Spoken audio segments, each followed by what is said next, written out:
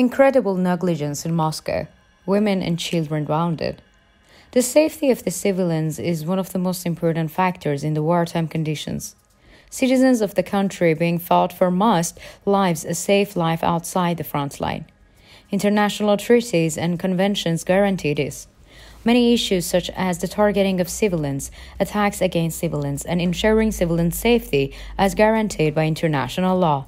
These practices, which are guaranteed in the theory, are sometimes neglected in practice. The neglect of these practices leads to the loss of lives and injuries of women, children, and the elderly. Negligence towards civilian safety is recorded by international authorities, and those responsible are punished when the time comes. The penalties and sanctions imposed under the laws of the war are binding on the states parties. When it comes to Russia, it is well known that it is a country at the height of the militarism and the cult of war. While modern states are working on civilizations and peace, Russia has the opposite perception. Vladimir Putin, the president of the Russian Federation, is trying to take Russia deeper into militarism. A constant enemy is needed to support the cult of war. Russia's recent efforts to be active in hotspots of conflict in different parts of the world can be seen as a consequence of this. The propaganda activities carried out across the country to spread the cult of the war continued unabated. The last propaganda show held Moscow led to a big scandal. Women and children were injured as a result of the firing during the demonstration. Now, if you're ready, let's examine the details of the scandalous show together. Rogwardia in Russia, the Russian National Guard, organized propaganda demonstration in various parts of the country. Rogwardia troops are a unit directly subordinate to Vladimir Putin, president of the Russian Federation. In 2016, they were established as a federal organization by a law signed by Vladimir Putin. According to the information disclosed by Russian authorities, the National Guard's job description can be listed as securing Russia's borders, taking control of the weapons, fighting terrorism and organized crimes, and maintaining public order. Although there were police organizations capable of performing this task, the creation of an organization directly under Vladimir Putin raised some questions at the time.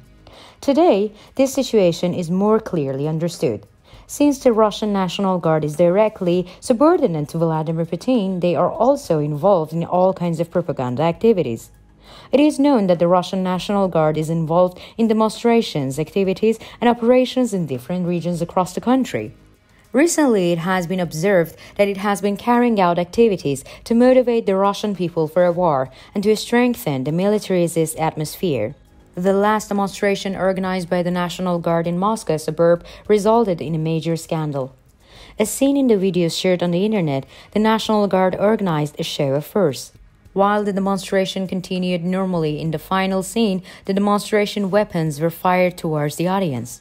As a result of the firing, women and children in the audience were seriously injured. While the published video was watched by many people in a short time, critical comments were shared. Most of the criticisms was against the spread of the war psychology throughout the country. It was shared that even though there are war conditions, children should be kept away from this destruction and dangers. In the video, a contingent of about 12 members of the Russian National Guard performed various acrobatic stunts and then stood on the top of each other and unfurled the Russian flag. After the Russian flag was unfurled, gunshots were heard throughout the smoke of the show. The firing of the weapons by the demonstration team pointing their guns at the audience caused injuries. After the shooting, the sounds of children shouting and the sight of the wounded reminded of a battlefield. According to the information obtained from local sources, the people of the Russia became uneasy. They started to worry about their safety, even in the city squares. The fact that military personnel returning from the war in Russia were caught with weapons increased these concerns even more. The people who are worried that some armed people will be involved in social incidents are thinking about how to maintain public order. As we mentioned in our previous review reports, there have been a high number of resignations from the police force in Russia. It was thought that these resignations would cause security weaknesses. At this point, it is observed that these concerns have come true. The scandals in Russia are never ending. Another recent scandal is that the Kremlin spokesperson Dmitry Peskov has not been seen for nearly 3 weeks. Peskov, whose comments on Russia's presidential elections in an interview at the beginning of August threw attention, has not been seen since then. Our presidential elections are not really democracy, but costly bureaucracy, Peskov said in statements published on August 6. He also said Vladimir Putin would be re-elected next year with more than 90% of the vote. It is suspicious that Peskov did not appear at any press briefing on the media after these statements. On the other day, Dmitry Peskov's statements were published. Russian state media reported that Peskov's words were misinterpreted. Peskov likewise said that his words had been misinterpreted. He said that he was actually trying to express that Putin would achieve an unprecedented election result due to the consolidation around him. Russia's 2024 presidential elections are expected to be held on March 17 next year. Putin is expected to announce his bid for a sixth presidential term soon. According to constitutional amendments made before the war in Ukraine, Putin can stay in power until 2036. According to local sources, Peskov is believed to be under house arrest or in detention. It is known that such sanctions are often imposed by the Moscow administration. The lack of any statements from the Kremlin on the allegations further strengthened the suspensions. Dmitry Peskov made a series of statements after his statement that attracted great attention. In his statement, he said that the elections were a requirement for democracy and that Putin was focused on making the election flawless with the powers at his disposal. He also stated that it was certain that Putin would be elected and that this was his personal opinion.